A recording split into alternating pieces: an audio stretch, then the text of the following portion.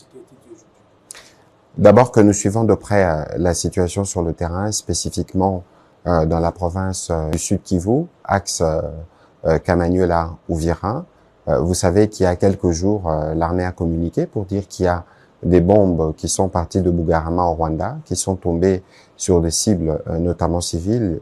Et la réunion de ce matin avec la Première ministre, bien au-delà de ce que nous nous sommes dit à propos de ce qui s'est passé à Washington, c'est de regarder, parce qu'il y a des rapports, notamment du CICR et des organisations humanitaires, qui nous donnent des informations particulièrement inquiétantes. Et donc, il était important pour la Première ministre chef du gouvernement de réunir autour de lui tous les ministres, notamment ceux de la Défense, de l'Intérieur, pour voir comment on répond efficacement à cette situation.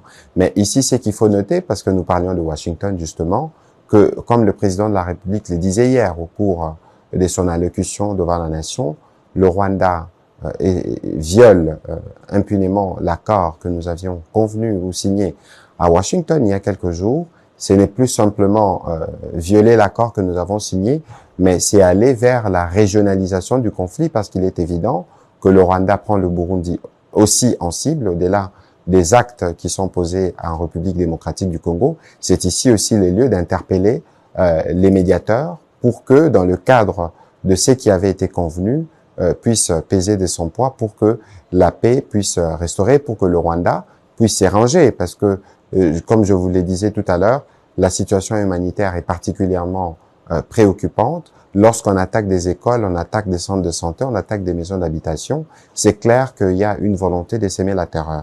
C'est ici aussi l'occasion d'interpeller très vivement tous nos compatriotes qui sont particulièrement sur les réseaux sociaux. Nous parlons souvent du poison rwandais. Il faut faire très, très attention sur tout ce qui circule. Nous sommes engagés dans un devoir de redevabilité. Nous viendrons donner les tableaux généraux de la situation.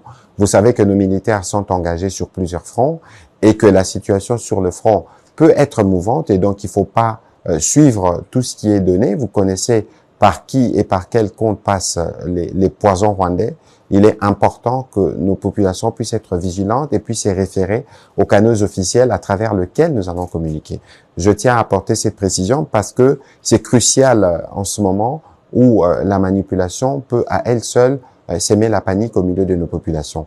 Durant la réunion que nous avons eue avec la Première ministre, nous avons eu l'occasion d'échanger notamment avec le gouverneur de province et différents services provinciaux qui sont particulièrement mobilisés pour suivre pas à pas et nous tenir au courant de la situation sur le terrain. Donc, le moment venu, nous y reviendrons. L'accord n'est pas respecté justement parce que c'est de la responsabilité du président rwandais. Je viens de vous dire que le Rwanda veut régionaliser la guerre, parce que l'objectif, c'est plus seulement les territoires congolais, l'objectif, c'est clairement le Burundi. Et donc, il est évident qu'une telle posture contrarie totalement toutes les déclarations qui ont été faites devant l'émissaire américain il n'y a même pas encore une semaine. C'est pour ça que le médiateur est particulièrement interpellé pour voir dans quelle mesure on peut mettre fin à toutes ces attitudes inutilement belliqueuses du Rwanda.